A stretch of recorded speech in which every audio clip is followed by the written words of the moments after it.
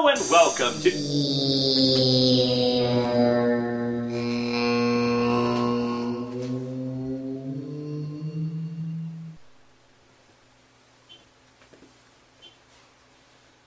Hello and welcome to Atop the Fourth Wall, where it's our 3rd-year anniversary!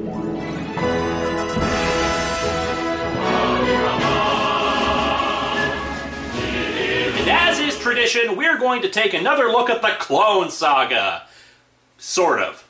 Yeah, I'm kind of cheating on this one. Today's comic isn't really another step in the Clone Saga's story. None of the events of it have any impact on the larger narrative of the Clone Saga itself. It's kind of a mini-series that ran through 5 super specials released in 1995. Then why am I counting it as part of the Clone Saga reviews? Mostly because it was written and released during the Clone Saga and features Ben Reilly in it, so it might as well be a Clone Saga story.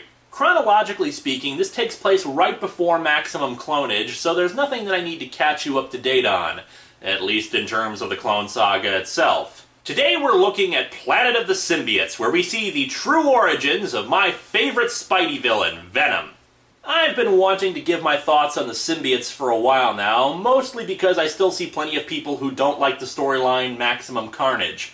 Fair enough, different opinions and all that, but sometimes I'll see opinions about Venom and Carnage themselves being terrible villains, which I particularly disagree with. Plenty of ideas that seem terrible can be made to work in the hands of good writers. For those who don't know the origins of these characters, allow me to explain. In the mid-'80s, Marvel held one of its first big crossover events, Secret Wars. It's an entertaining romp with some great moments and epic plot, but the largest lasting change from it was the introduction of a black costume for Spidey, later revealed to be an alien symbiote that was taking his body for a joyride while he slept. Peter got rid of the suit, which then bonded with journalist Eddie Brock. Brock, pissed at Spider-Man because he had unwittingly gotten him fired, merged with the symbiote and became Venom, dedicating himself to destroying Spider-Man as revenge.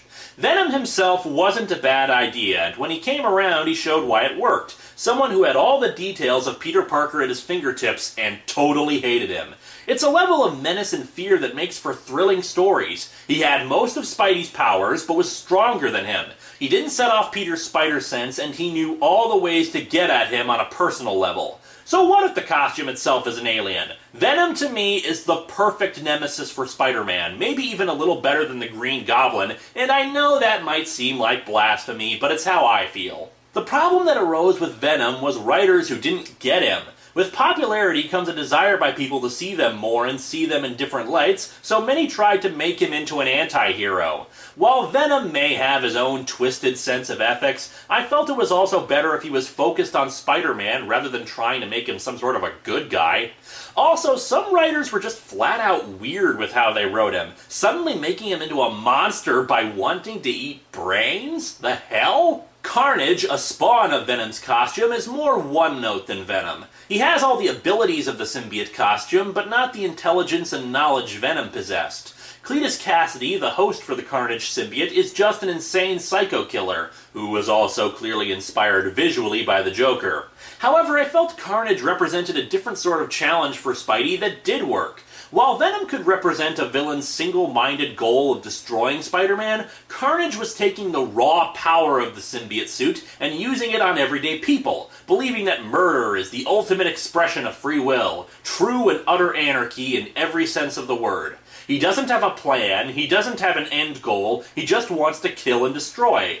And thus, this kind of killer, almost animalistic brutality, allows writers to explore how far Peter will go before he compromises his own ethics, which is what they did in Maximum Carnage, pushing him to the limits of how far he should go to stop people like Carnage. The symbiotes are great for those 2 roles, but almost every other time they tried to create other symbiote characters, they failed miserably. The other Venom spawn were all basically one-note bad guys who had some interesting visual appeal, but no personality. Toxin, Carnage's spawn who became a hero, was just okay, and while it's an interesting idea of a guy having to fight the symbiote's more psychotic urges, it's just kind of to me. But with the popularity of the symbiotes in the mid-90s, it was decided to do another event around them during the Clone Saga, this time showing us even more symbiotes than ever before. So let's dig into Planet of the Symbiotes and see why this story is a failure of global proportions.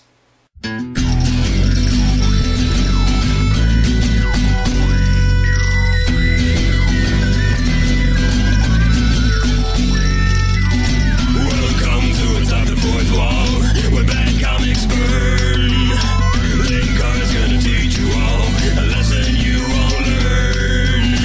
Brodsky, you're not the smartest. Life out, you're not an artist. Anyone who's had a bad comic published, it could be your turn. Linkara, he's a man punch, wears a birdie hat. Linkara, he has a magic gun. Where'd he purchase that? Linkara, coins, robots, Amazons and trucks. Linkara, this comic sucks. Linkara, I only wanna be with you. Put on a little deal and Reading these ones from a trade of the Clone Saga, so no covers. But even if I wasn't, we're going to be speeding through 5 comics today, so we don't have a lot of time for covers anyway. Part 1 begins in Amazing Spider-Man Super Special number 1.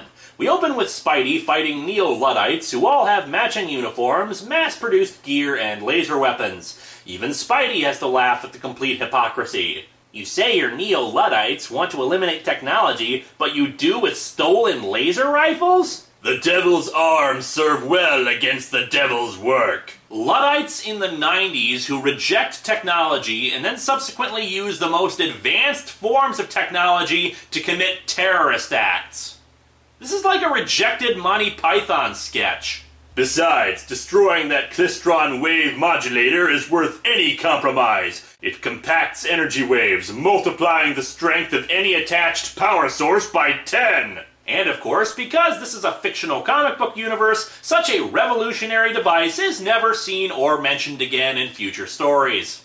Technology already blights the environment. This advance could increase the deterioration tenfold. Maybe it's not a good idea to base your environmental terrorist philosophy off of the air zone solution. They drop the device on Spidey, who can't get away in time, so instead kicks the thing through the high roof. Can't tumble away in time, but with the proportionate strength of a spider, I don't have to. Apparently spiders are good soccer players. Who knew? Meanwhile, Eddie Brock stands on a rooftop and talks to his symbiote, wondering if, due to a then-recent miniseries, he's actually doing harm by being Venom. He wonders if, perhaps, the symbiote is responsible for making him more violent, but that gets interrupted by seeing Spidey playing Kick the Can with the major advance in technology. As Spidey continues fighting the Neo-Luddites, Venom swings in, drooling Ecto-Cooler. That was another thing that the writer started doing with Venom, and attacking them too. He webs one of the Luddites up and prepares to kill him, but then stops himself as he tries to figure out why he thought about killing him. However, Spidey is further distracted by the Neo-Luddites somehow turning the machine on, which shoots out a bright light. Venom and the Neo-Luddites escape in the confusion, and Spidey hears sirens in the distance, deciding to web up the remaining terrorists and swing away. He overheard the Neo-Luddites mention the word Spurzle, thinking that he's heard it before, but can't place it. And according to a Google search, Spurzle is a brand name for guitar tuning pegs. I guess those Neo-Luddites love to rock out. He also wonders about Venom's hesitation and hopes it's a chance to finally put Venom out of business. Then we cut to Peter with Mary Jane, where he then proceeds to say the exact same thing. Oh, how we do love padding. Spidey heads to the headquarters of the Fantastic Four, where the Thing is letting him do some research on Venom. Why he would need to research Venom is head-scratching since, as we are reminded in the next 2 pages, he already knows about Venom! But yeah, 2 pages recapping the origin of the black costume. Well, that didn't teach me anything new, but it did solidify my focus. Well, that didn't teach us anything new, but it did waste 2 pages that could have been used for something better. He finds a reference to Spurzle, and the Thing explains that Anton Spurzle is a cybernetics engineer that Reed Richards used to consult with. Spidey remembers now that he heard about him back in school, and remembers that Spurzle is giving a demonstration that day. What do you say, Ben? Feel like a little clobbering time? Hey, does Clinton like cheeseburgers? No, that's just him talking about warlords. See, right now, we're sending food to Somalia, but it's not getting to the people who need it because it's being intercepted by warlords. I appreciate your help, Ben. Those Luddites were pretty fanatical. And stupid. Don't forget stupid. We cut to an auditorium where Spurzle is hyping up his latest invention. What I'm about to show you, my fellow scientists, is the next step in virtual reality. Now say it with me.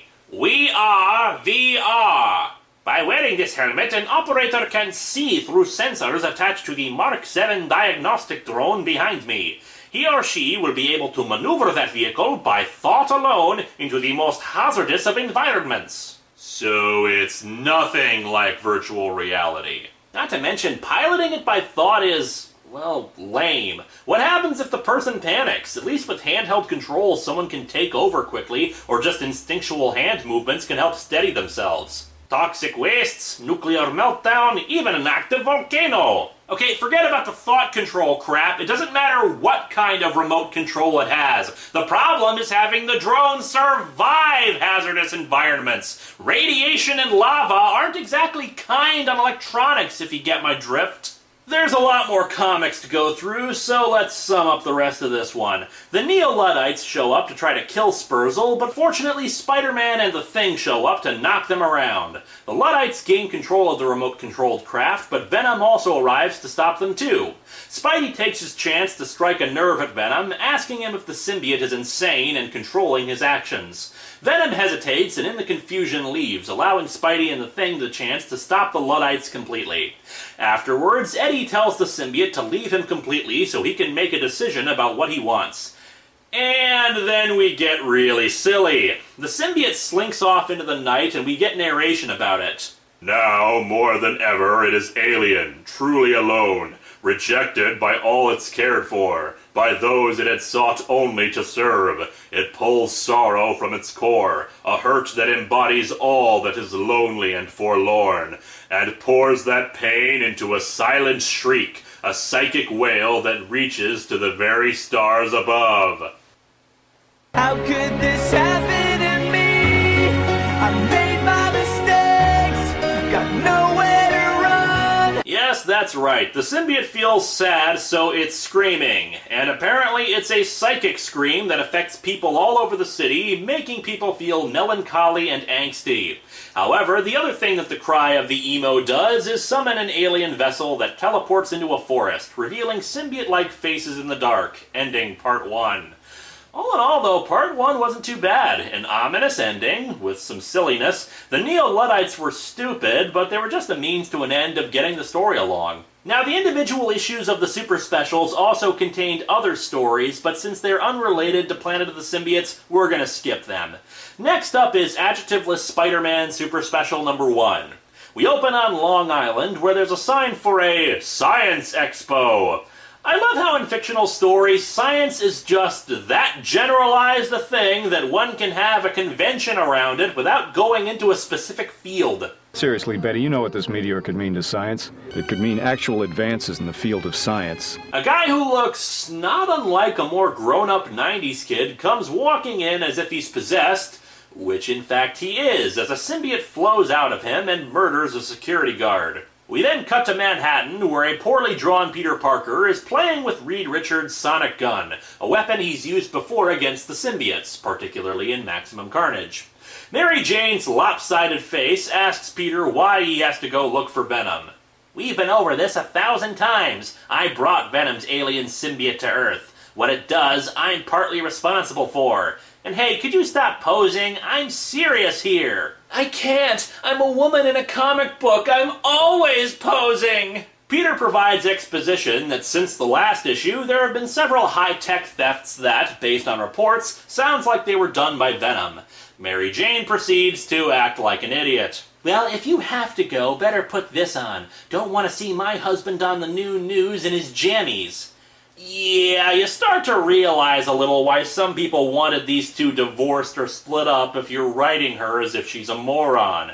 Peter might want his Spider-Man costume? No kidding! At a nearby hospital, we see that Cletus Cassidy is in a coma thanks to events in another miniseries, and we saw the same thing very briefly in the previous issue. The doctor hits a panic alarm because he's convinced he saw Cassidy move, but the guards don't take him seriously, believing he's still in a coma. I certainly believe him, though. In the previous issue, he was in a coma with his eyes closed, but in this one, his eyes are open. Great continuity! At one of the tech crime scenes, the Scarlet Spider shows up next to Spider-Man, saying he decided to look into the technology thefts too. And it seems everybody's coming out tonight to look into it, since across the poorly drawn room is a human-sized ventilation system that's kicked open by Eddie Brock. Eddie has also cut off his mullet since the previous issue and shaved it into some kind of flat, pointy hairdo. Eddie says he doesn't want the symbiote doing any damage, so he came to look into it. Spidey decides to give him the sonic gun because sometimes Peter is kind of stupid like that. Even the Scarlet Spider pulls him aside to tell him what a moron idea that is, though Peter does have a somewhat good explanation, that the sonic beam isn't dangerous to humans, and that the gesture might help gain Eddie's trust to keep him from rebonding with the symbiote. And on the other hand, he might hesitate or decide to destroy the weapon if he feels a compulsion to rejoin the symbiote, and you lose your best weapon against it. The Scarlet Spider suddenly exclaims that they've got to get to Manhattan before the symbiote steals the Klystron wave modulator, that super special energy device from the first part. He says he just has a hunch about it, and fortunately this is not bad writing, just clumsy foreshadowing. They head to the lab and see the symbiote carrying around tech. Using the sonic gun, they repel the symbiote from its host, who begs them for help. After the battle, Eddie's eyebrows grow 3 times their normal size, and he points out that his symbiote would never join an unwilling host, meaning something's wrong. The symbiote got away with the wave modulator, and Scarlet Spider has another hunch that they should head north. Ben's a clone. Could he be forming a new power? Something psychic? And if so, could it be dangerous? His ability to see what happens later on in the script could be catastrophic! The whole city could go up in flames! We have a brief interlude of Mary Jane worrying about Peter. One of the issues writers and fans had with the marriage of Mary Jane and Peter Parker is that a lot of the time, the writers just kept writing the same scene with her. She's worried and mopey about Peter's safety. As such, it felt like she had no purpose in the story. I would argue that the writers were lazy and didn't try to find something more useful to do with her, like they would any supporting cast member. Also, a suggestion from a story perspective. If you think her scenes are pointless, then just stop cutting back to her! If you're just gonna keep showing her worried, it is pointless to the story. Just keep the flow going and don't interrupt the plot to remind us she exists. It's not like we ever cut to J. Jonah Jameson in this story, reminding us that he hates Spider-Man. Anyway, the three arrive in the North Woods and discover a group of symbiotes working on some kind of giant device, installing the wave modulator into it to boost its power. And then Eddie Brock has a seizure. Could you tell me what emotion I'm conveying with this face? They realize that the symbiote responsible for the tech thefts wasn't the Venom symbiote, making them wonder where it is. Oh, and naturally, they have no shock or horror about seeing a dozen or so symbiotes doing this. Now, if I were there, I'd maybe be terrified to see all these things considering what we know of the symbiotes, but no, this is just another day in the park for them. A fight ensues, and this really gets to the core of why this comic fails. The idea of hundreds, maybe even thousands of symbiotes being let loose on the city is a pretty horrifying thought. Think John Carpenter's The Thing meets the Puppet Masters. Alien shape-shifting organisms that consume you and use your body to do what they want. But this isn't a horror story, it's action schlock at best. The symbiotes aren't any different than goons with some special powers. They all have the same goofy grin as Venom, but lack the menace that made Venom so terrifying, namely his knowledge of Spider-Man. So they're not a direct nemesis with wisdom about how to hurt the hero. They're not being used as a secret invasion that could instill paranoia by creatures that are virtually undetectable. They're just there. Oh, and it turns out that the Venom symbiote was disguised as the Scarlet Spider's hoodie, partially bonding with him without his knowledge, and that's why he kept having those hunches. Kind of a letdown of a reveal, and that also means that Spidey's line from earlier about the dangerous new powers of the Scarlet Spider was completely pointless. Good move, writers. Long story short, the device gets activated and the three are teleported away, ending part 2. We continue in the Venom Super Special number 1. An endless instant ago. Stop! An endless instant?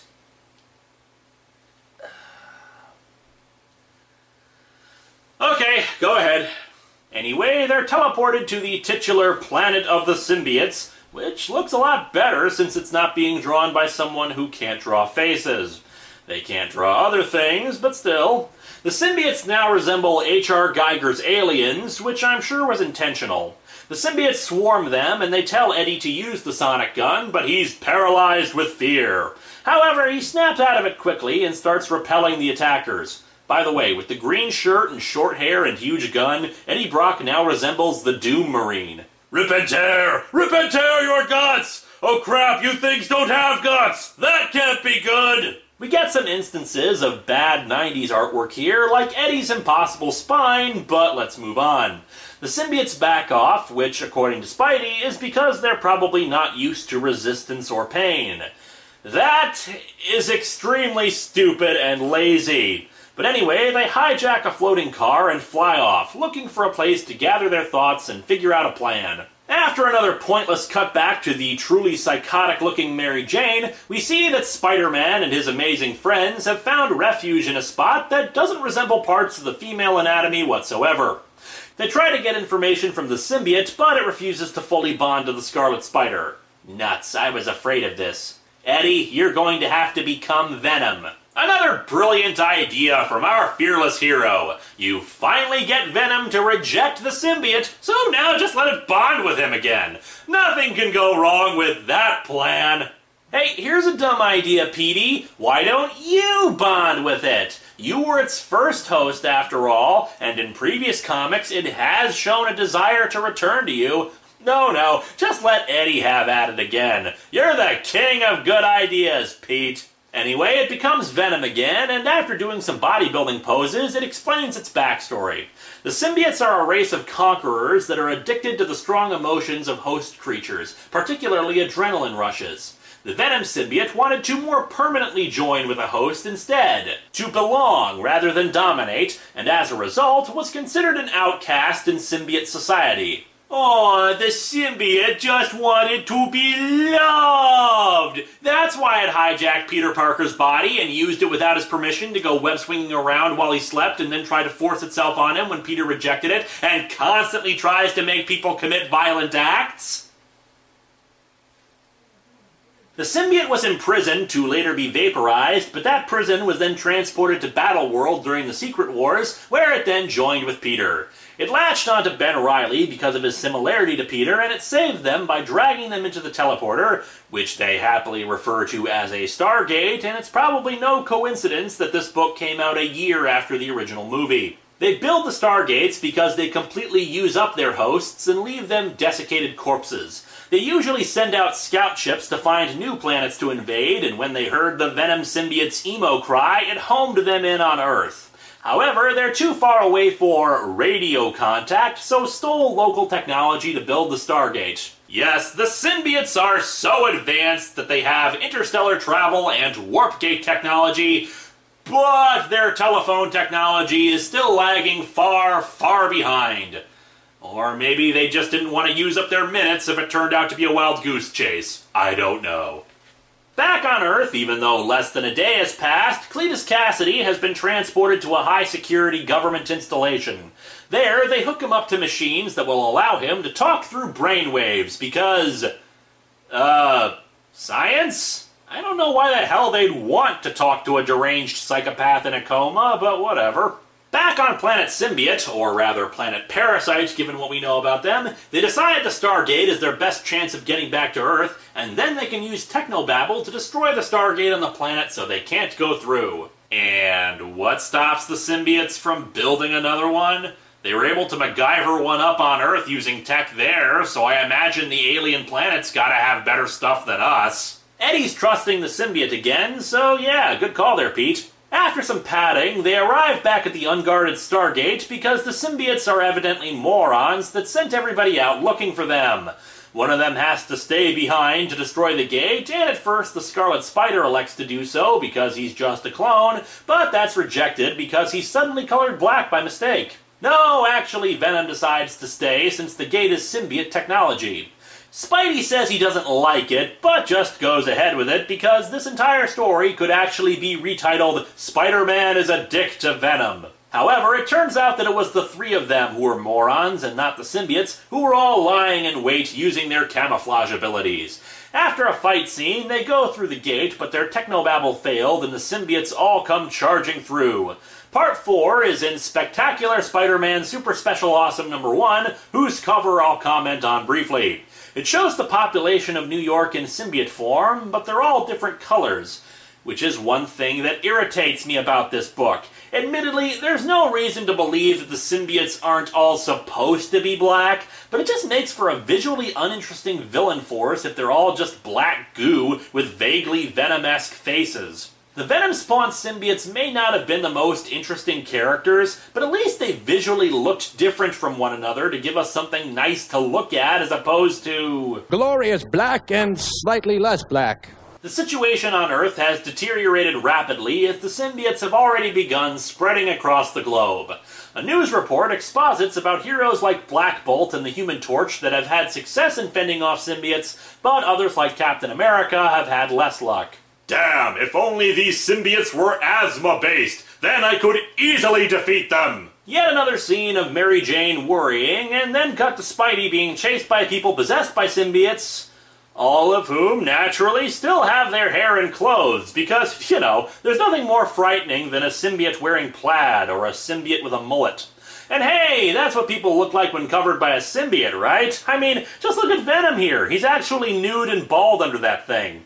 Anyway, the three escape the symbiotes and try to figure out where to get some weapons to fight off the invaders. At the installation housing Carnage, a symbiote takes over one of the guards, promising him to let him run the installation when the symbiotes are in charge. Oh, and naturally, this guy's mustache remains despite the costume enveloping him. Man, just imagine how much scarier Venom would be if he grew a big, bushy mustache. It then stabs Carnage, who's out of his coma or something, whatever. But Carnage's symbiote actually mutated his blood previously, so that spilling it allows him to become what he is. However, it does even more than that, since he absorbs the other symbiote into his own. Spider-Man, Scarlet Spider, and Venom head to a local mall to pick up weapons because, you know, flamethrowers are usually widely available at shopping malls. Venom goes off to monologue to himself about how this is all his fault for sending away his symbiote, and its cry summoned the symbiotes here. I was worried that the violence we generate as Venom was more your influence than my choice, and your race is obviously a savage one. On the other hand, violence seems the only way to stop the horrors being suffered by so many innocents. And in that light, can it truly be wrong? Is it wrong to use violence to stop the evil, sadistic, inhuman goo that wishes to enslave us and then use us up like a dirty towel? These are deep questions. Seriously, was that your big introspective moment? Maximum Carnage asked whether killing is truly the only solution to murderers like Cletus Cassidy. That's actually a philosophical debate. Asking whether it's wrong to use violence to stop an invading alien force is just dumb. Peter heads to a Radio Shack to try to use a cell phone to call Mary Jane, but the battery's dead. How much do you want to bet this whole thing was just meant as a cell phone ad? Sprint battery dead while alien symbiotes try to take over the world? Try Verizon. Another pointless Mary Jane scene, and we're off to the Scarlet Spider. The symbiotes are conquering the world, so what does he decide to do? He goes to a clothing store to get a new hoodie, because he feels naked without his whole costume, he says, and uses a Sharpie to draw a perfect new spider on it. I see now why people didn't want him to turn out to be the real Spidey. Anyway, after the 10-20 minutes he spent on something so important as a new logo, he goes to another store to grab propane torches and heads back to meet the others, who didn't get any weapons themselves. It's amazing that despite the fact that the Scarlet Spider wasted more time than any of the three, he was still the most successful. The symbiotes arrive at the mall and attack. Spidey hits on the idea to turn the mall's sound system into a weapon, turning on "Raindrops Keep Falling on My Head," then putting a microphone up to the speaker to cause feedback. The symbiotes are repelled and they withdraw to figure out a new plan. Their idea? They'll turn the Stargate on reverse, then use Venom's emo cry again, amplified, and cause the symbiotes pain so they'll want to leave. This is starting to sound like a bad comic book plot. This is an amazingly lazy and dumb plan. 1. How did they know that the emo cry was causing normal people angst? 2. Why would a cry for help cause other symbiotes enough pain to want to retreat? 3. It'd just be easier for them to kill Venom, something even the Scarlet Spider points out, than to force a massive retreat for millions of symbiotes back through one tiny little gate. But whatever, let's speed this along towards its dumb conclusion. They head back to the Stargate, and like a video game, the two need to keep the symbiotes off of Venom while he works. However, it turns out to all be for nothing, as the Stargate on the other side has been deactivated, meaning the entire symbiote invasion force is on Earth, and there's no way to send them back. However, the issue ends with the arrival of Carnage, who has been snacking on so many symbiotes that he has become a giant. Planet of the Symbiotes concludes in Web of Spider-Man Super Special Extreme Maxi Ultra Supreme Awesome Bodacious Special number 1. After seeing Carnage absorb the symbiotes, our heroes make a run for it and head back to Mary Jane, who's listening to the radio broadcast asking if anybody is out there, as the streets are still engaged in heavy fighting. Also, she's not wearing any pants because an alien invasion is the best time to be skimpy. Then again, maybe she was just in the middle of changing clothes, since she's changed her outfit about 4 times over the course of 1, maybe 2 days. The three arrive at the apartment, and Mary Jane puts on some pants and a Hootie and the Blowfish shirt. Appropriate, since the symbiotes and humanity come from 2 different worlds, and the symbiotes only want to be with you. They've come back to take a break and regroup, and we see Venom and the Scarlet Spider on the couch drinking beer. Yeah, the truth of the matter is that TiVo hadn't been invented yet, and they didn't want to miss the Super Bowl. Eddie's sporting another hairstyle and hair color, now orange instead of blonde, and nearly shaven off instead of the pointy thing. Ah, consistent artwork in a multi-part story. Who needs it? Venom thinks the emo cry plan can still work if they amplify the psychic agony that brought them there and give the symbiotes an empathic overload, forcing them into protective comas. He's nuts, but he could be right. Or he could be incredibly stupid. Is this seriously what happens to symbiotes when they get sad? They make all the other symbiotes feel worse? I feel sad when you're sad. I feel glad when you're glad. They go to the Our Lady of Sorrows church where Eddie first became Venom, since he'll be the most focused there. Carnage shows up to attack Venom since he realized that the symbiotes were causing chaos, and, well, that's Carnage's thing. The Spider-Men lead him away while Venom begins the biggest karaoke of crawling in my skin ever felt on planet Earth. The Spider-Men manage to hurt Venom, but are overwhelmed by a sea of symbiotes. The psychic cry isn't strong enough, but Eddie realizes that it can be amplified if he merges completely with the Venom symbiote. It's actually a pretty horrific image, so kudos there. Kind of ruined, though, by the pretentious narration talking about how they're together now forever, and they're one being, and blah blah blah. The symbiotes feel the shriek and coalesce into a single being, feeling unimaginable despair and horror until they disintegrate. Peter and Ben go back to the church and scold Venom, since he told them they'd just be put into comas. Venom explains that the only way the symbiotes would truly die is by choice, thus he forced them into committing mass suicide. I gotta say, that's actually pretty clever. I'm serious, that was a great way to end a thread on that level. Mind you, it's completely ruined by the fact that they did it by making Venom feel really, really sad and then yelling really loud. That's where it just doesn't work. Venom escapes and Carnage is recaptured off-panel, and Peter is kind of glum about the whole genocide thing, but Mary Jane tells him that sometimes the ends do justify the means, which Peter agrees with. Completely disregarding the conclusion made by Maximum Carnage, but whatever, who cares? Happy ending, even for Venom. He's happy that he's rediscovered his goal of protecting innocence. And for that reason, we are, and will forever remain, Venom. Until later on, when he decides to get rid of the symbiote, despite him being permanently joined with him, thus letting Scorpion become Venom, and Eddie Brock becomes the stupidly named Anti-Venom. These comics suck. There are good ideas here, I won't deny that. However, the artwork is all over the place, sometimes decent, and other times completely goofy or exemplifying the worst of the 90s. The symbiotes themselves are boring adversaries in this, visually uninteresting and not as scary as something like this should be. This should be horrifying, a comic filled with tension and dread by the overwhelming nature of the crisis, but it barely phases our heroes. There are a bunch of plot holes, and the idea that Venom feeling anguish is enough to kill off an entire race of beings whose goal is to feel emotions is just dumb. Marvel tried this idea of a symbiote invasion again a few years ago with equally disappointing results. The idea is good, but it needs to be put in better hands. In the meantime, though, Warning. Intruder is present in the living room.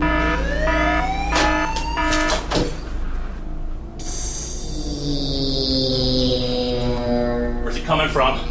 All around us. Dude, the chain gun is jammed. I can't get it to work. You're right, I can't get a fix on the particle trace. It's all around us. Damn it, why can't I get a fix on this thing? There's no reason why I shouldn't be able to. Alright, let me try to recalibrate this. We cannot let our guards down for a second. We don't know what this thing is capable of. I mean, I don't even know where this is supposed to be. Liz!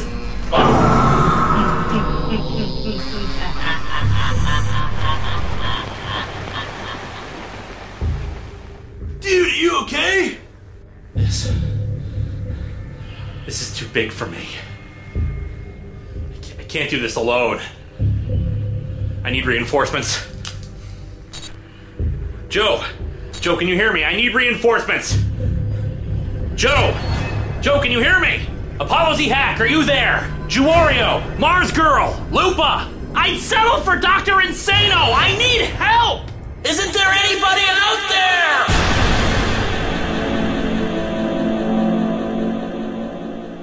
We're the only two left. The only two people left in the entire world. Whoa. Heavy. Yeah, heavy. Heavy. Heavy. Yeah, dude, major heavy load here, man! Heavy. Heaviest I mean, dude, either one of us could be next, man! beneath the seas beside the flame. There was so much I wanted to do with my life, like play a CD32X game. He called me. He called me and distracted me. Dude, I may never have a chance to meet Rob Liefeld. I'm a fool. I know, dude. I mean, how could you not like Rob Liefeld? I mean, just shut up! I should have seen it before. I'm a complete fool. It was you. Dude, what are you talking about? I didn't want to believe it. After all, you're an idiot.